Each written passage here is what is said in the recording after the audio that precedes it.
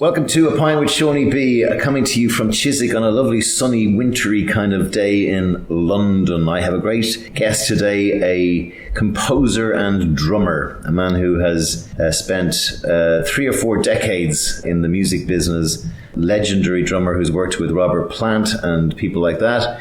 And he now, I think, exclusively spends his time writing for film, TV commercials, TV programs and stuff like that. Welcoming Chris Blackwell. How are you, sir? All right. Hey, how are you? So you're born and bred in London? Yes, that's London. Yeah. What was your? How did you get into drumming? Because I'm assuming drumming was your first love, was it? Yeah. Where we used to live in Lewisham, actually, our next door neighbour was a drummer, and every Saturday morning he used to practice drums in the kitchen. So from the age of about 3, I was used to hearing drums coming through the wall. And he said, yeah, come around, just bring, said to my dad, he said, come around, bring your son and you can watch. So I did, and so, yeah, from about 3, I was watching. Was he that irritating neighbour that your parents kept banging on the wall? You Like, could hear it everywhere, it was on the street, and I thought that was brilliant. But it's one of those things that, like, you hear some kids going, I want a drum kit, and the parents are going, absolutely. It's like drum kits and violins. And trumpets. And trumpets, yeah. My brother used to practice trumpet, and it goes through the whole fabric of the house. So you can't really escape it. So if you're downstairs from a drummer, unless you've got concrete floors, forget it. It's just literally, it goes everywhere. Did you have a happy childhood? Yeah, it's brilliant. Lovely memories of just hearing the fires and Sunday roast. I don't know why, but that's. And when did the music bug bite, apart from this guy? So he was he a bit of a mentor, or? Yeah, he never taught me anything, but he actually let me watch, and that's what did it really. So I used to build drum kits at the end of the garden out of pots and pans. Did you really? Yeah. My parents bought me a paper drum kit, it had paper heads on it. It was for my 4th birthday, and that lasted about 10 minutes because I went straight through it. But then when the guy who lived next door, when he emigrated to South Africa, and it was around about my 11th birthday, so my dad bought the drums from him, and then I came downstairs on my 11th birthday and there was a drum kit. So that was magical moment. Yeah, except you set it up backwards. What does that mean? I don't know enough about drums. Drums are meant to be set up a certain way. When you're right-handed, you play them a certain way. My dad was left-handed, and he had no idea how to set a drum kit up, so he set it up how he thought it ought to be, just the opposite way to how it should be. So I learned to play drums left-handed, even though I'm right-handed, which means I play open-handed instead of cross-handed. So it's a weird mixture. And did you take to it immediately then, yeah? Yeah. And bands, did you get into bands? Yeah, bands from about 14. And then offshoots from that, and then when I was a bit older, I got a proper job. Doing? I was in local government. I was in the architects department, and I was responsible for the budgets for all the conversions and new builds in the borough, having failed my maths level 5 times. Holy crap. But I was in charge of like £1 million budget. I lasted there for 3 years and I can't do this. So you went straight from like school to working in that job? Straight from school to working. Gave up drumming altogether. Did you really? 3 years, yeah. Now, why was that? Was that someone saying you got to knuckle down and get yourself a paying pension type job? The girlfriend I was with at the time was very much, hey, let's get a house and do all this. And I was like, yeah, okay. But I knew there was something else I had to do. I didn't know what it was, but I just realised I couldn't stay in this job for 3 years. For the rest of my life. So I left, and I left with nothing to go to. Quite brave. Yeah. What age are you now? 20, 21? I was 23. Did everyone say you're mad? What are you doing? Yeah. It's crazy. Yeah. So I got a payment when I left work. I bought a piano and just started doing session work, really. I did actually do 1 year at college because I failed my exams at school so many times that I ended up going to college for a year to try and get them again and failed again. Because the main reason I failed was I met a guy there called Winston Bissett. He was a bass player who now plays with Massive Attack. Wow, okay. And he was just starting to do sessions. And it was a typical thing where one day he was on a session and he phoned me up and said, the drummer's ill, do you want to come and do the session? And I said, okay, I'll come and do the session, that sounds fun. Turned up, met the producer who was also producing Haircut 100, got on really well with him, and he started getting me loads of sessions. And then he said, Haircut 100, we're looking for a drummer. Do you want to do it? And I said, yeah, it sounds great, I'll have a go at that. They'd already got someone, but I didn't know. So I didn't get that. But conversely, about 10 years ago, I met up again with Nick Hayward. Yeah. Love Plus One and all those songs. They were great. I like them. And then we used to work together and good mates. And it's funny how it kind of... Yeah, the connections. Yeah. Before we move on to the music, was the O-level thing bugging you that you couldn't quite get it? If I had to go 4 or 5 times, I'd start getting almost obsessive about it to try and get it. No? It was irritating. I was vaguely aware that I needed some qualifications. Yeah. Because at the time I wanted to become a BBC cameraman. I wanted to be a BBC sports commentator when I was a kid, and I wrote to the BBC when I was about 13, like a stupid letter from a guy in Ireland.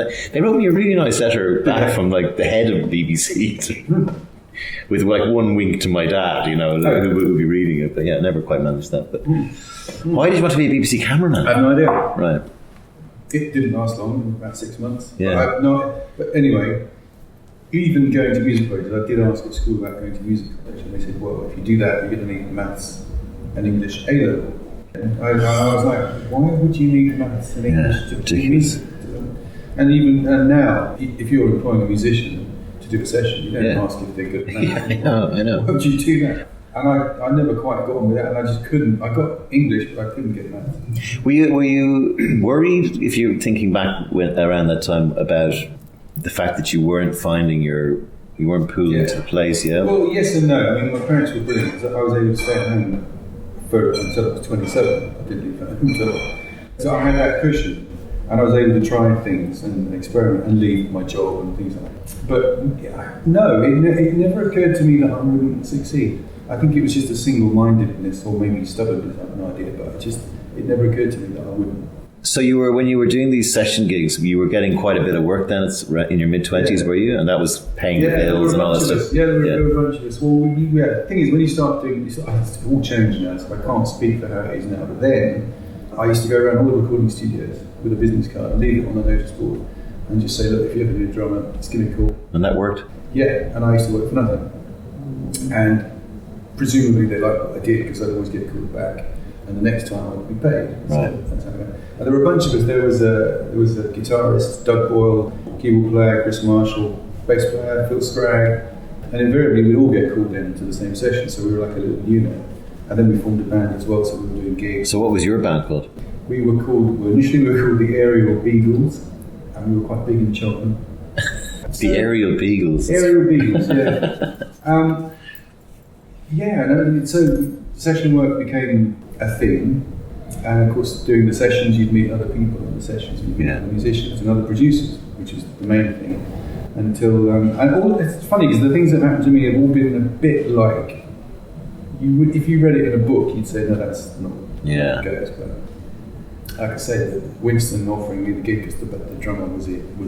That's really happened. No. Yeah, and I was doing a gig in Aerial Beagles. We were doing a gig in what would have been then, what was it called? It's called The Venue, actually, in town. And this guy came up to us at the end of it and said to me, and Doug, the guitarist, he said, do you want to do some sessions for me? I said, yeah, sounds great. His name was Steve James. I did some work for him. One of the sessions I was on, there was a keyboard player who came up to me afterwards and said, look, the band I'm in, the drummer's pulled out. Do you want to do the tour? And I said, great. Who's the tour? And he said, it's Toya. I said, I'll do that, fine. Right. So that's how it it was all things like that.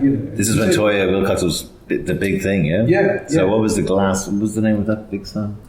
Oh, It's a Mystery. It's a Mystery, yeah. So we're now, 81, 82-ish? 82. Yeah, 82, yeah. What was Toya like? She was fab. She was very small, very energetic. She was punkish as well. Yeah, she was very punky. Yeah. So again, it's another sort of angle from what I was doing, just coming into the punk side of things. Yeah. And, it was great fun. I learned a lot with her. And that was a national tour in the back of a van and all that stuff. And then we went to Europe, did a few things over there. But it was in the back of the van. Yeah. And what was that like for you? Like, was that fun? First tour, it was hilarious fun and quite scary at the same time. Why I had never done a tour before. So. Right. We did actually have a tour bus, and you learn that you have to sleep a certain way around in the bus, because otherwise you bang your head when it jumps to the brakes, and you can't use the loo for number 2, and so on. There's all these rules and things.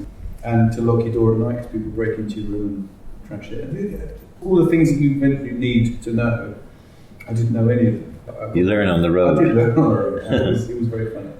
The image of those touring dates, you were a rock star then. Were they as drug-filled, sex-filled, booze-filled as the imagination of someone who may have been going to them like me would have been? Yes. I can see his face here. It's like, no further questions. Well, they were if you wanted it to be, that's the thing. It all were there. And always has been. I don't think it is so much now, but it certainly was. And whether you partook or not, it's up to you.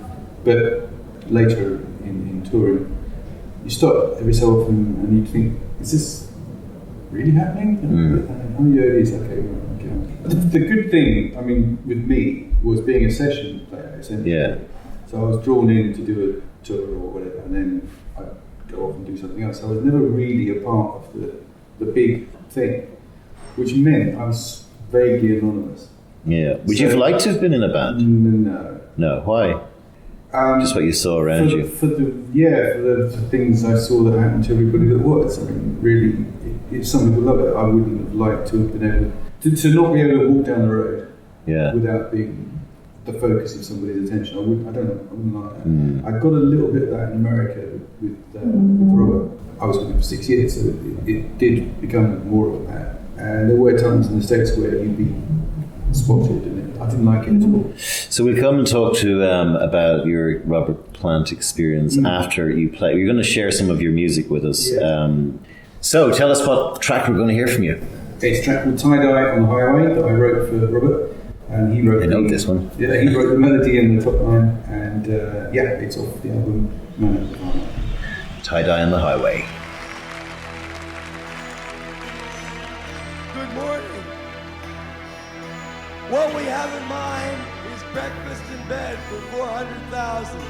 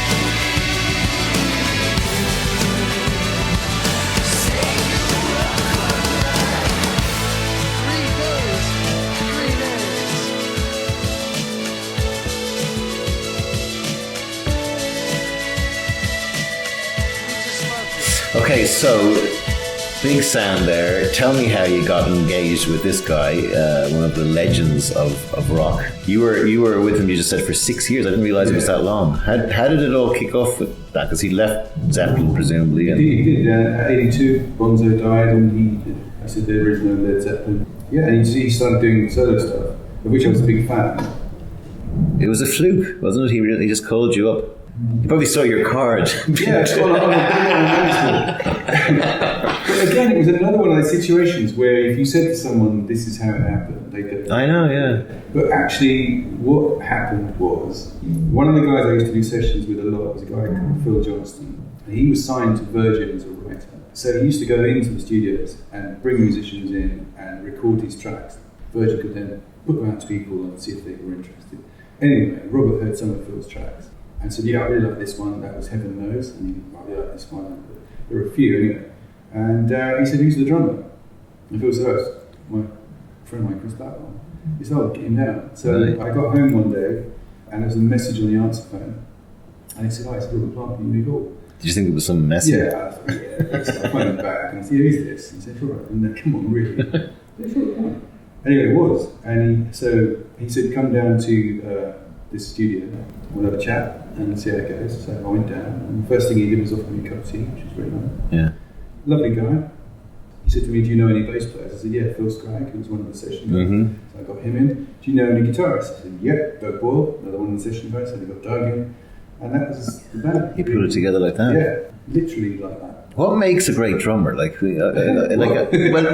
apart from you, but no, but, you know, like, I mean, people go, "Oh, Ringo wasn't a good drummer." Like, there was a great quote, which was, "Ringo's not even the best drummer in the Beatles." See, the thing is, without Ringo in the Beatles wouldn't have sounded like the Beatles. It's like the Stones without Charlie Watts, they wouldn't have sounded. And Led Zeppelin without Bonzo. I mean, Bonzo's the exception because he was an exceptionally brilliant drummer. Right. Ringo and Charlie Watts, by their own admission, will say they're not the best drummers. But what they do in the context of the bands they were in made the band something that it wouldn't have been had they not been in the band.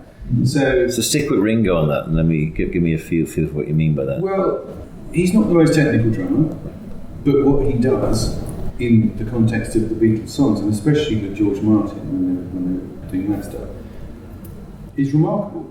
I mean, you wouldn't think to do that, what he does, because some of his fills backwards. And I remember reading the other day there's a reason for that he's actually left-handed, playing a right-handed kit. This sounds familiar. Yeah, exactly. but so his fills are backwards, and the way he approaches the hi-hat, it's very swishy. And in the early Beatles film, when you look at him, he sits really, really high on his stool, and his snare and his hi-hat are really low. Yeah. So he's got this really weird style. So if you put any other drummer in there doing that, it wouldn't have sounded like that. Who do you think are like the best drummers? Like, if you had to pick three. Oh, jeez. I mean, sorry to point at. Well, where does Larry Mullen fit, for example? Yeah. I mean, like he came from the Artane Boys band, so he was in a marching band as a drummer, and so. There's a lot of things that he's got a rigidity, which I suppose I can think about. You know, when the edge goes off on his things, it's just this rigidity going on in the background that he holds. There is. I mean, again, he's within the context of U2, he's the glue.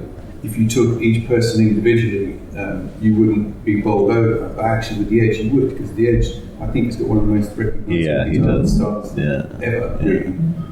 You know, you take Brian May, you can spot Brian May anywhere. But with drums, that's not so easy to do. You can't take a drummer out of a band and then go, "Oh, that's so-and-so." I think you probably could have done with John Bonham.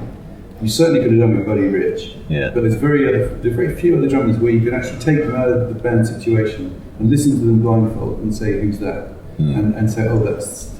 I couldn't do that. Charlie Watts, I could. I'm very much, when you're starting out in music or anything, any career, really, you just got to do everything you can. Go, just do anything. Yeah. You never know where it's Don't turn anything down. You'd be really upset. I heard a quote from you, like when I was listening to, I think, an interview you did about the fact that you actually do live by that. You know, I've backed off a bit now. I mean, for the first 20, 25 years, I was full on doing it. Just never turn anything down. If there's a door, never consider it a closed door. Just open it, go through it, see what's on the other side. Yeah. Don't have a direction. That's the other thing, because What do you mean by that? Well, I never really envisaged I'd be doing what I'm doing now. Right. It wasn't a plan. I always knew I'd be a drummer, but I didn't think I'd be a composer. That was never really in the picture. But that only happened because of other circumstances. Did you always know something would turn up, though? Yeah, well, I always thought something would. It never occurred to me it wouldn't, which is not a really good way to run your life, really. No, I know. It's not scary. It's not as scary as you think it might be. Is that fair? Well, I found that I'm doing that a lot now with tracks that I've written, because they go into a publisher, they get rented over a period. And I've started to think in terms of, okay, well, that track isn't really going to start earning anything for another year or two, and it will hit its peak in about 5 or 6 years, by which time I'll be, blah, blah. Yeah. I've started doing that a lot, so I'm not really going to see any major money from this particular track until I'm this age. Okay. I never used to do that. So, that's interesting. Yeah, so perhaps. So these are the sort of, a lot of this stuff is the sort of music you put to the goal of the season and match of the day, yeah? Or whatever, the really just upbeat kind of, stuff like that, yeah. So that's mainly, we're probably jumping the gun here with the composing, but that's the sort of composing that's licensed material that you can get money for. Whereas before, because at the end of the Plant thing, as I said, I started off as just. I started off as the drummer. So that was Now and Zen. Right, which is probably one of his best, right? Yeah, I was sort of the solo album. The next album, Manic Nirvana, I actually wrote a lot of stuff for. Right. So I was more involved as a writer and a drummer. So clearly what happened was you gathered this gang of this motley crew because he wanted to tour. You went off touring. Yeah. Now and Zen got made. Or you were touring Now and Zen. It was already done, right? We got into the studio and wrote Now and Zen. Then we recorded it. Then we toured it. Right. Then we came back and then we got into the studio. We actually went to Robert's house for a second and wrote it, recorded Manic Nirvana, then went off on tour. But was the first tour like a big, that was a world tour, was it? Yeah. Because it was kind of a big punt for him probably to bring, I suppose you knew the other guys, right? So there was a kind of a bonding. Yeah. But was he, what do you think he was looking for? Was he looking for personality as well and people who are not dickheads and all this kind of stuff? Or how does it, he was, or was it pure talent? He was surrounded by a lot of dickheads, so possibly yes. I think when you get to that level, there are a lot of sycophants. Yeah. Who just say yes. I've been in situations with him where he pushes conversations as far as he thinks he can go before someone says, hang on a minute, that's bollocks. He's testing someone. And no one ever did. Oh my God. So we'd always say, yeah. So I think he liked that element of someone going, no, you're talking rubbish. But you could always see him doing it, to be a glint in his eye, and off we go. Yeah, no one would actually say that. So what was that first tour like for you? Because, you talked about the Toy Wilcox tour and stuff like that, but this is big style now, right? You're completely different. Yeah, because I've done a tour before that with Bucks Fizz. Which was, did you? Yeah, completely nothing. Post-Eurovision win? Making your mind up? This was 86. That was chalk and cheese. I mean, you couldn't get any different, really.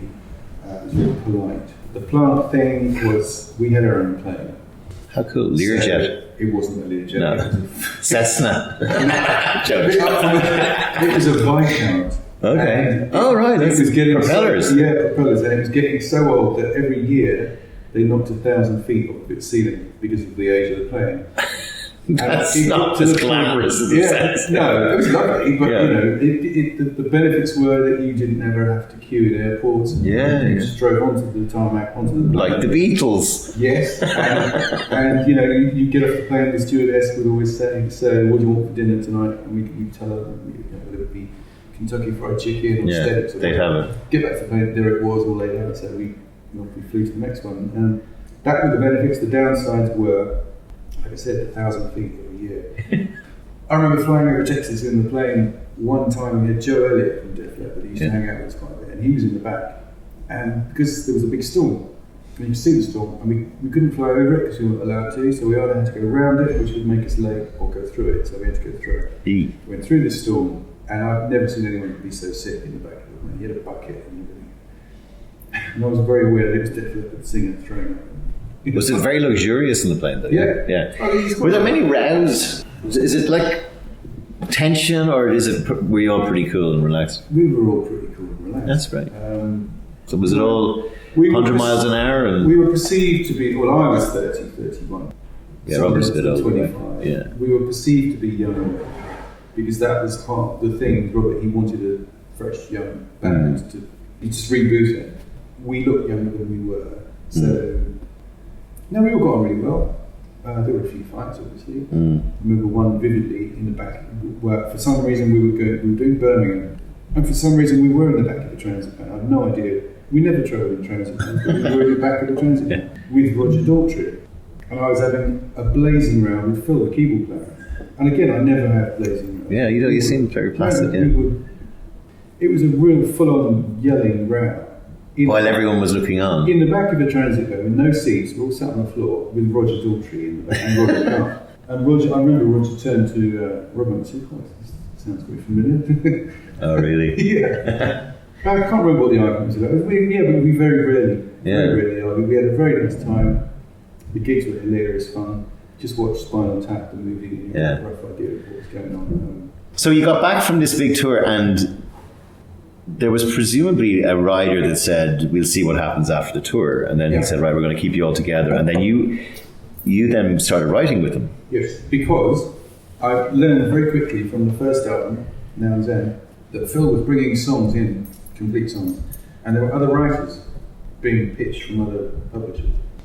And if we were ever going to get any writing credits on the album, we had to write stuff. Being a drummer, you've got nothing to write on. And you're always kind of sat at the back, keeping the time, while the other people are coming up with ideas and you're just playing, 4/4 or whatever. And I very quickly learned that I wasn't going to get very far doing that. So I initially started bringing a keyboard in and just putting it beside the kit. I worked out that the best way of doing it was to actually write a song at home and bring that in and play it and say, "What do you think?" And he'd either say, "That's rubbish," or "That's great." And if he liked it, then he'd write the melody in the top line. And that's how I got my stuff in. Because it wasn't going to happen in rehearsal, it just wasn't going to happen. And how often did you bring in something you thought was brilliant and you said, "That's shit"? Oh, quite a lot. Right. I'd say it was a 50-50. Any chances where you brought in something that you thought was quite shit and you thought was great? Yeah. Okay. Oh, yeah. Isn't it funny? Yeah. But that's the same. I mean, I've noticed that when I used to do a lot of TV ads. It's the same thing. Of course. Yeah. You can never tell. It's the I same. mean, they do say the more creative a thing is, the more people like it and don't like it. So at least it's causing someone to, I suppose the worst thing is, that's quite nice. Yes, yeah, but you don't want that. No. Yeah, I mean, it's the same as you come off stage some nights and think that was the best gig I ever played. What was the best gig you ever played? Madison Square Garden. Of course. So Madison Square, first time we played there, and I remember sitting on the stage, middle of the first couple of songs really, and thinking, now oddly enough, where we're sitting now, this high road house in Chiswick used to be Fubert's. Right. Which was owned by an Italian lady called Maria, who's still around the corner, but she owned this whole thing. And I used to sit outside here all the time, Fubert's, drinking coffee and meeting people. My first thought at Madison Square Garden was, I wonder what's happening at Fubert's. It was a really weird... Was that a way of just keeping you I think calm? I think it calmed me down and sort of just rooted me again. Because you're at Madison Square Garden with Robert Plant. Yeah, I'm trying to get... You're quite a... humble person, but you come across as that, but you're not going, "Holy fuck, here I am, I've arrived." Yeah. As I said, my thought was, "What was happening at this?" And what was your worst gig? Worst gig was in Florence, in Italy, where it was a beautiful place, absolutely gorgeous theatre we were playing, and the support act had been on and gone, and we came on. So before we came on stage, there was this whole bit where they would dim the lights, so everything would go black, and they put our intro music on to build up the atmosphere. The crowd, there was this whole expectation. We creep on stage in the dark, so you creep on torch, I got behind the kit, Shari's on the bass, and Doug's over this, and Robert was backstage. And then the music would stop, and then the lights would come on, and we'd start. Yeah. Lights came up, and we started.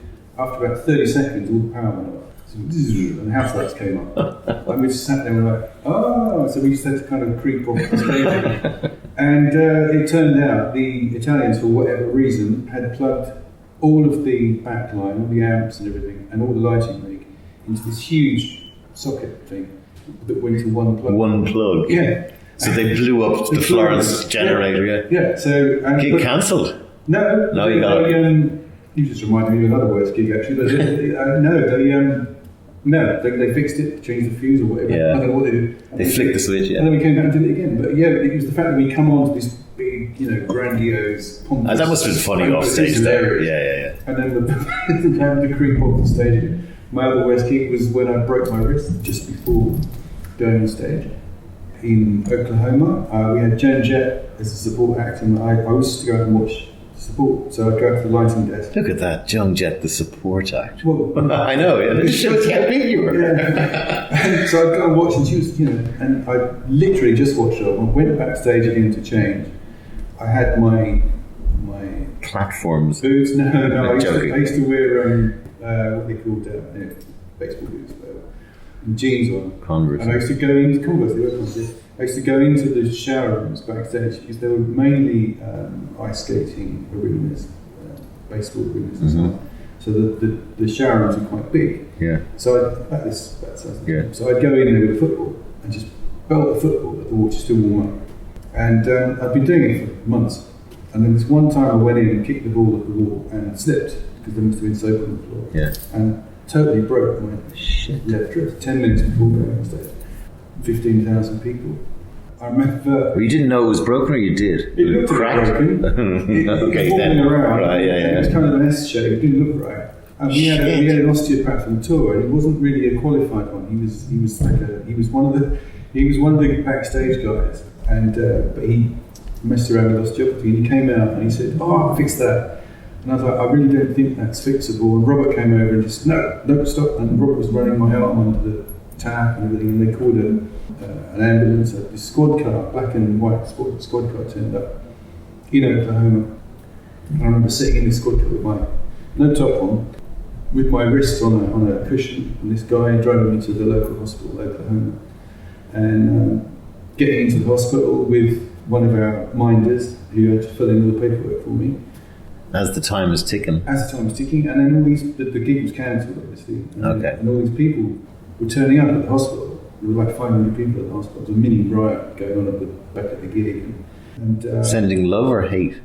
At the hospital, love, actually. Okay, good, yeah. At the gig, they were a bit frustrated because they were just gearing up for it 10 minutes before. It was like, yeah.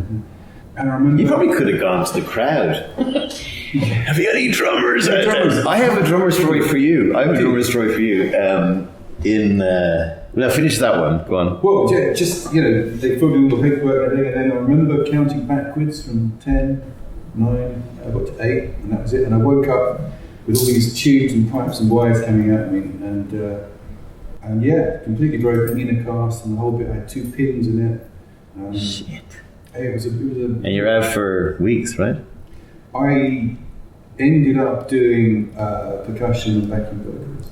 They got another drummer in to learn all the stuff. Okay. So we were off the road for 3 weeks. What about the rumours? Probably not rumours, but that all these, like the Rolling Stones, they've all got hidden musicians on tour with them under. I don't know about staying, but yeah, a lot of them do. Yeah. I couldn't possibly say who. Yeah, but I just Googled it and it's there. I think. It's there, and it does happen. And if you are lucky enough to get backstage passes to an indie shows, you'll see them. They're either under the stage or side stage or behind the amps. What's the idea there? Just to give it a bigger sound, or someone's not feeling very well? It's to cover up people's inadequacies. And lip syncing goes on sometimes as well. Yeah. The one person I was really surprised that didn't happen was Kylie. Yeah, I've heard that. Because our sound guy, again, for whatever reason, he was Peter Gabriel and Elton John and Robert Plant. And Kylie, why Kylie came into it? And he said, "You've got to come see Kylie." I said, "Okay." Fully expecting it to be lip synced. And there was a rehearsal, and he said, "Oh," and he soloed the vocal. He said, "No, this is. It's not. That's her." Yeah. It was brilliant. Pretty impressed with that. Give us your second song, or a piece of music, or whatever you want to put in. It's a track I wrote 4 or 5 years ago now. It's a track called Elation. This is Elation.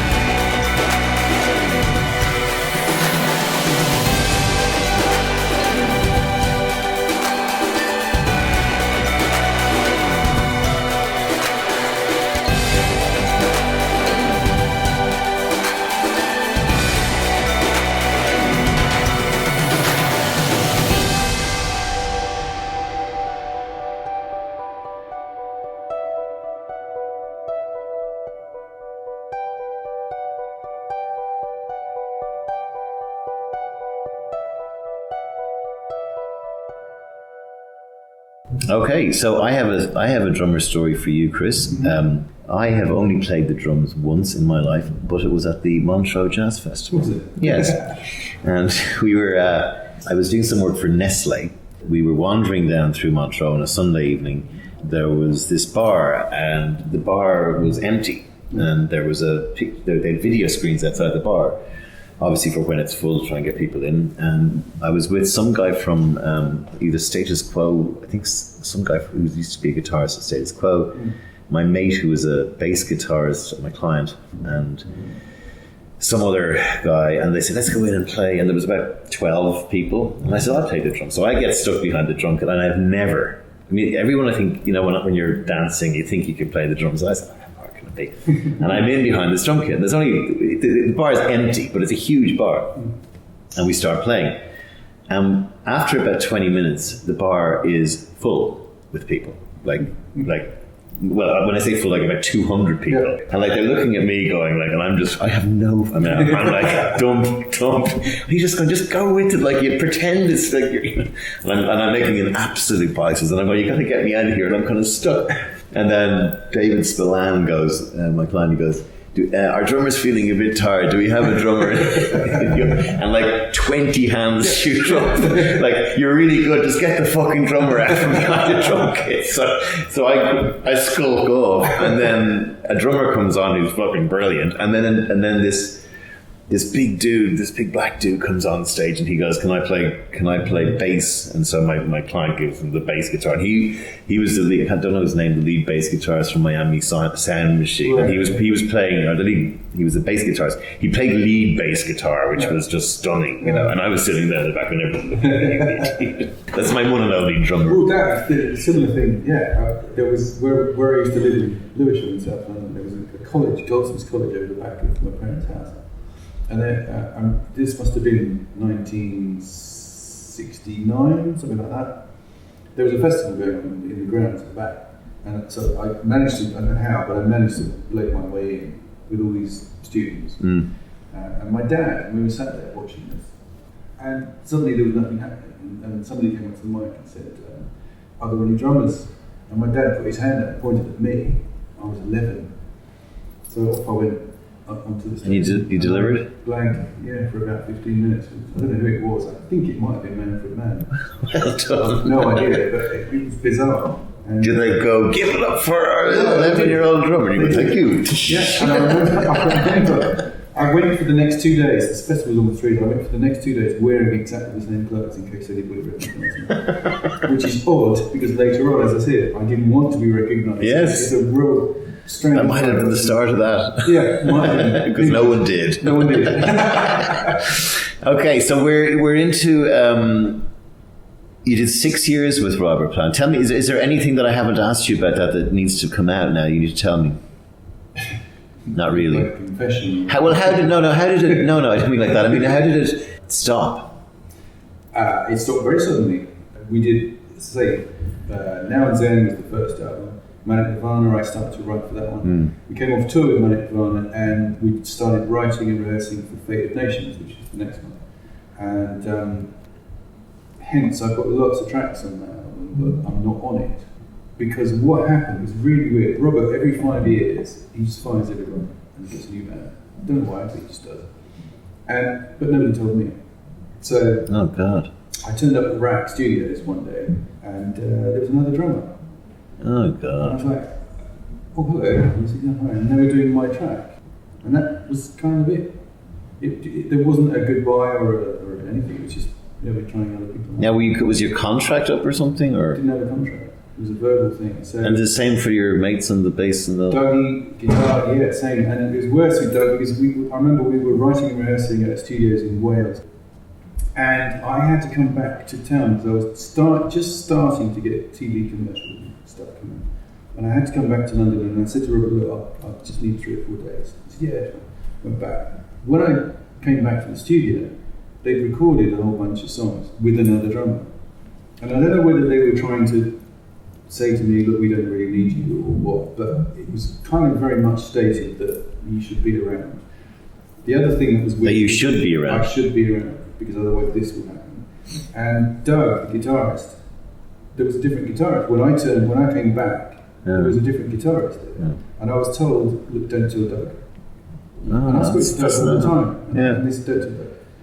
I said, well, that's not... And this is quite sudden, right? Because you've been all pals. It was really, really very strange. And to have tracks that I was really very proud of being played by other people, if they'd said, we want to try different people with different players, that's cool. But to just do it without telling you was really weird. And to turn up at the studio and not be told that there's someone else there in your shoes wasn't brilliant. And then I was made, there was another session where I was made to feel that my drumming wasn't up to what I was meant to be doing. I was told that my timing was all over the place, and I'm like... This is by Robert? No, this was by the producer. No, fuck off. So did you manage to get to Robert on this? No? Or was he avoiding you or what? He was being very Robert and just kind of disappearing. No, I didn't. I never really got to the bottom of it with him. But and I spoke to other people. I spoke to Phil Collins. I spoke to other drummers that work with him. And he does. Every 4 or 5 years, he just has a complete brushes everybody off and gets somebody back in. And if you look back through his career, it's always happened. But there wasn't so much as a buy you or leave, as they say in Monty Python, and you're just gone. Just gone. That must have been devastating. It was a bit. Yeah. It was a bit like getting a divorce and not realising it. It was a bit like... The rug pulled from under you. It was a Dear John letter. It was all that, without the letter, actually. Yeah, exactly. So it was very, very odd. It kind of left me going... Well, thank goodness I'm doing something else as well then, because I didn't jump ship completely from drumming. But there must have been these months they're going, they'll call me back, or they want. And your other friends were in the same hole, and we were all in the same boat. Doug was ditched. Phil, the keyboard player, was still in there. But everybody, Charlie Jones, because Charlie married Robert's daughter. So you can't really fire him then. Well, it was tricky for Charlie because Charlie's a really good mate, and I can't speak for Charlie, but I suspect there was an element of, how come I'm still here and how come Phil's the two aren't? And anyway, they went off and they did a tour, and it was great. The album did well, but it's just that the stuff that we had, or I had in my head that I was going to be writing for him, was much more. It was kind of going back to Zeppelin a bit more than they ended up doing. And Robert's stuff is now very esoteric, and I know that he always wanted to be very esoteric. He always wanted to do that sort of thing, and it's great. And that's what he's doing. So and you must have had to have some meeting or phone call, or you left your charger, or there must have been some. No, was that just nothing? No. Since I see him every so often, and he's lovely. I just don't think he pretends it never happened. Yeah, I just don't think he's very. He's always had other people to do that for him. Yeah. So I don't think he's very good at that kind of, relationship with other musicians thing. And very much he's on a path of exploration, and he's still doing it. He's still exploring, but you're leaving other people in your wake as you do that. Yeah. And you can take it one of two ways. You can either go, it's kind of creme brulee-esque. Yeah. Shit business. It's not nice. And I knew it was a crap business, and I was used to rejection and so on. So it wasn't as big a deal as it could have been. But as I said, in contrast, say the way you two treated Adam Clayton, but he went through that mental rocky phase in the late 90s, early 2000s, where he was just off the rails. But they're family, and they just come right in and sort of help. There's a couple of that, Coldplay and U2, who, as far as I'm aware, whenever they write a track, everybody, it's an equal share. And the manager in U2's case, Paul McGuinness, That's the way to do it. Because everyone's happy, everyone's friendly, there's no... I remember being in meetings when we were recording stuff and I'd written the thing. So the way that it works, you write a song, that's 100%. If the singer writes the lyrics or the melody, that's 50%. So straight away you're down to 50%. If someone else writes a chord, it doesn't come out of the singer's 50%, it comes out of your 50%. Yeah, so there's 5% is 3. And I remember arguments, I wrote that bit, that's 3.5%. It gets really stupid. Why not, if there's 5 of you, just go, okay, 20%. And especially in a writing situation, if you're in a room with a bunch of people writing, and you're the drummer, and you're very aware that you're not going to get anything for this, everybody else is going to benefit from it, apart from you. There is an element of, well, just use a drum machine, what am I doing? Yeah, exactly. It's a waste of time. It's happened to me when the band split at the end. when you're in a rehearsal situation, other people are, and you're there for other people to bang ideas about, and you're just sat there as a timekeeper. And then at the end of that, you're told, well, no, sorry, we're using someone else. You've wasted a year of that. I've never understood that. I've always thought if I had a band, it would be straight away. It's 4 of you, okay, 25%. We're in the room, we're all doing the same thing. Why shouldn't you all be the same? Otherwise, you just get someone making a fortune. Bitterness creeps in. A band is hard enough to keep it going anyway, without there being any kind of sense of bitterness, acrimony, or look at him, whatever. So how long did it take you to pick yourself up from that? That must have been a blow. Well, I stopped drumming. Yeah. And that was it. That was 1992. Really? Not really done anything since. But I stepped sideways into the composing thing because I was already writing for Robert, which opened a lot of doors. Away from music, what's your view on the world that you live in at the moment? Are you upbeat, downbeat? I'm pretty upbeat about most things, but I find it difficult to think nice things about Donald Trump and Brexit. And yeah. You have a couple of kids coming along, so did you worry about the future for them? Or Jake wants to be a drummer. Okay, so that's deeply worrying, I'm sure. Sorry, Jake, if you're listening. And Ollie, at the moment, wants to be a footballer or a rugby player. Okay. So he'll be fine. I think that'll be right. I'm being forced to watch X Factor at the moment. It's a family thing, and there it is. My flatmate's mad into it. He watches reruns. And then why? Why would you do He loves it. It's his favourite show. Hello, Evan, if you're listening. But it's the auto-tuning on everything. I know. Simon Cowell has a lot to answer for, you know that? He does, but he's a very clever guy. I know. He's playing the game. Yeah. You know that it's all preordained. You know that they already know who's going to win.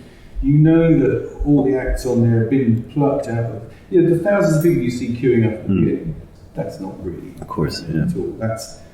There's not really thousands, it's the bloke... Window dressing. Yeah, it's the bloke or the girl who's singing with their family and their mates, so there's 10 of them straight away. And then they pick the people who can't sing, because that makes good television. Yeah. And then they pick the people that they know are going to be in with the chance, and they already know who's going to win it. And to me, it's like, why am I watching this? Because it's like a scripted... But it's almost like those shows, Talent and X Factor, they're the only way to get a big break almost in music now. They are. But then you see, that's the other thing I dislike about it, is that there's this whole kind of culture of everybody wants everything now. That's what's happened to music in downloads, for instance. So you can download a piece of music like now. I can go on my Kindle now and download a book. I don't have to go to the shop. I don't have to wait for it. I don't have to ask for it for Christmas. It's here. And the same music albums have died because you can cherry pick. You say, I don't like that track, I do like that track. So you've got everything is instant, and that's filtered through to music. There's this misconception that you win X Factor, you're famous, you've got £1 million. We know you don't. It's that £1 million you've got to pay for all your recording costs, all your hotel bills, your limos, all of that crap. Videos. Yeah. You're paying for that. I didn't know that. Out of your prize money. Yeah. At the end of it, you've got to pay that. You still owe them $1 million. It's in advance. It's like a book. So there's this misconception that you're suddenly famous. It's usually the person that doesn't win that becomes famous. Yeah. But to me, unless you're travelling in a transit van, and unless you're sleeping on pub floors because you can't afford the hotel, and unless you're paying to pay at a gig because what you got paid wasn't enough to cover the price of the PA, you haven't earned that. It's like going to university. Apprenticeship. Yeah, it's like you're studying, you're learning all that stuff. So when you do get there, you're not taking it for granted. You're enjoying it. It's the 10,000 hours. I mean, it's like the Beatles in Hamburg. Yeah, it is the 10,000 hours, exactly. And Beatles in Hamburg, which, like, when they went over there, that's what they were doing. They were sleeping, and they were playing fucking 15 or something hours a day. Yeah. But they came back tired as fuck. Yeah, that's exactly right. And there isn't any of that. No. And also kids these days, but they would just scoff at that. Fuck that. If I'm going to Hamburg, I'm playing for 2 hours every night, and I'm having my own hotel, and I'm expecting, there's none of that kind of. No, you're not, because you're crap. And they complain about the hotel. This is the thing. Unless you've earned your right to do that, you don't appreciate it. So the people that you write, people get to that situation immediately, and they're already complaining about stuff. Well, why are you complaining? You could be working in Tesco. And you will be again soon. You know why? Yes. Shit business. And shit business, and that's the other thing I really don't like is celebrity. I can't stand the cult of celebrity. People just want to be famous for the sake of being famous. Why would you want to do that? Thank you for being on my show. I really enjoyed that chat, and I'd like you to play us out with something a little bit up because we went a little bit down there towards the end. Okay. I'd suggest perhaps not something with rubber plant. Okay, yeah. All right, well, here's an orchestral thing I did recently. It's a track called Archangels. Anything you want to add to that? Well, it was recorded at Abbey Road, full orchestra, full choir, and that's a fabulous experience just to get into Abbey Road. What was it like being in Abbey Road? It's amazing. Yeah? Can you feel the ghosts of Yoko as well? Yeah. It's incredible. I've worked there lots of times as a session player. Yeah. I did actually work there as a composer. When you're very much a cog in the machine, there's an orchestrator, a notator, there's a producer, there's an engineer at the desk, and there's a conductor. You're just sat at the back going, oh, that sounds nice. Yeah, brilliant. It's amazing. But yeah, Archangels. Thank you so much, and the best of luck in your future. Thank you very much.